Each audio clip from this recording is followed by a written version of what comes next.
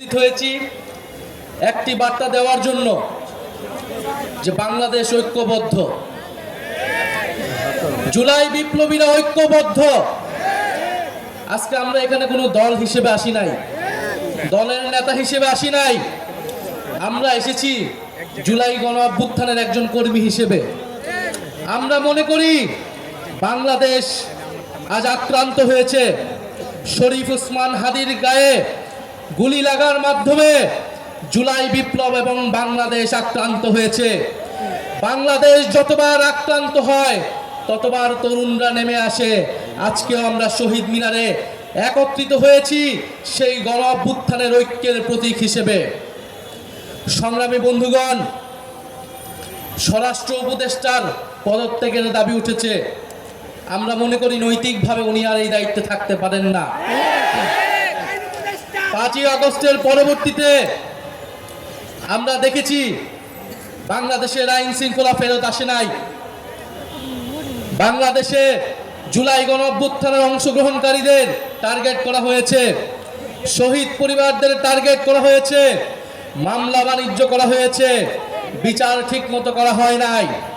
তারপরেও আইন উপদেষ্টা, স্বরাষ্ট্র উপদেষ্টা তাদের পদে বহালভাবে থেকেছেন। আমরা বারবার আপনাদেরকে সাবধান করেছি, কিন্তু আজকে আমার ভাইকে গুলি খেয়ে জীবনের ঝুঁকি নিয়ে আজকে তাকে বাংলাদেশ ছাড়তে হচ্ছে। দেশের আইন শৃঙ্খলা নিরাপত্তার প্রশ্নটা গত 16 বছরে আমরা দেখেছি গোয়েন্দা সংস্থা গত 16 বছরে সকল বিরোধী দল মতকে দমন করতে ব্যবহার করা হয়েছিল। এত অভিজ্ঞ আমাদের গোয়েন্দা সংস্থা, তারা গুম খুন সবকিছু দক্ষতার সাথে করতে পেরেছিল, কিন্তু 5ই আগস্টের পরে তাদের দক্ষতা কোথায় যেন চলে গিয়েছে। তারা এখন আর কাউকে গ্রেফতার করতে পারে না। তারা খুনিকে বাংলাদেশের বর্ডার থেকে পার হতে দিতে পারে। তারা 72 ঘন্টা পার হলেও কোন খুনিকে গ্রেফতার করতে সক্ষম হয় না। ফলে শুধু স্বরাষ্ট্র উপদেষ্টা নয়, কোথা থেকে এই ধরনের খেলা চলছে সেই ডিপ স্টেট নিয়ে আপনাদেরকে কথা বলতে হবে, সেই গোয়েন্দা সংস্থা নিয়ে আপনাদেরকে কথা বলতে হবে। প্রিয় বন্ধুগণ, আগামীকাল বিজয় দিবস 16ই ডিসেম্বর। এই বিজয়ের প্রাক্কালে বাংলাদেশের 54 বছরের ইতিহাস আমাদেরকে পর্যালোচনা করতে হয়। 1971 সালের 16ই ডিসেম্বর থেকেই যেমন আমরা বিজয় পেয়েছি, তেমন আমাদের প্রতিরোধের যাত্রাও শুরু হয়েছিল।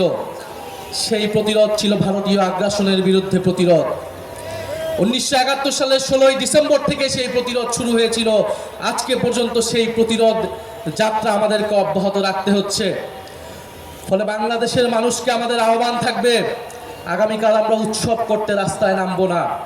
আগামীকাল আমরা প্রতিরোধের যাত্রা বাংলাদেশের রাস্তায় রাস্তায় পালন করব। এই ঢাকা শহরে আমরা প্রতিরোধের র্যালি করব। আমরা ভারতীয় আধিপত্যবাদের বিরুদ্ধে, বাংলাদেশ বিরোধী সকল ষড়যন্ত্রের বিরুদ্ধে আগামীকাল বিজয় দিবসে আমরা 16ই ডিসেম্বর ঐক্যবদ্ধ হব।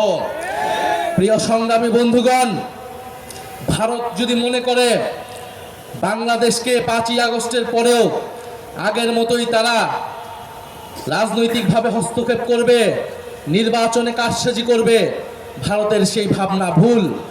ভারতের সেই ভাবনা ভুল প্রমাণ করব আপনারা আমরা সকলে মিলে।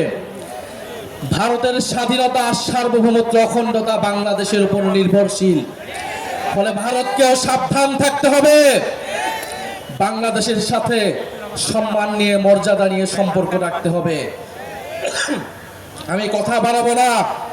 আজকে আমরা ঐক্যবদ্ধ হয়েছি শরীফ ওসমান হাদি ভাইয়ের যে গুলির বিচারের দাবিতে, এবং তার উপরে হামলা কোনো বিচ্ছিন্ন ঘটনা নয়।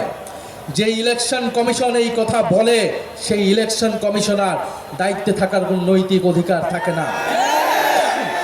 তার অধীনে কোনো সুষ্ঠু নির্বাচন হওয়া সম্ভব কিনা এই প্রশ্ন আমরা গত 6 মাস ধরে করে যাচ্ছি। আমরা আশা করব অবিলম্বে তিনি তার এই বক্তব্য প্রত্যাহার করবেন। আমরা বাংলাদেশে একটি সুষ্ঠু নির্বাচনের পরিবেশ চাই, কিন্তু এই অথর্ব নির্বাচন কমিশনের অধীনে কোনো নির্বাচন হওয়া সম্ভব বলে আমাদের কাছে মনে হচ্ছে না।